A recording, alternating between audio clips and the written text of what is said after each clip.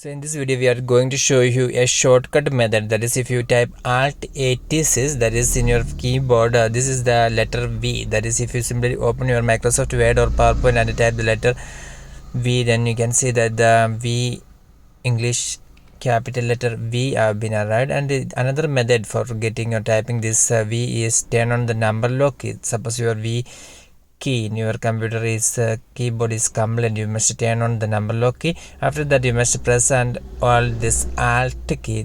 You do not remove your finger from this alt key. At the same time you must type here 86. After typing 86 you can release your finger from this alt key. If you do like that, then you can see that the English alphabet V, the capital letter V, have been arrived.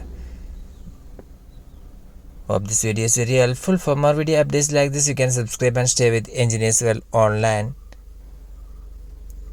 Thank you.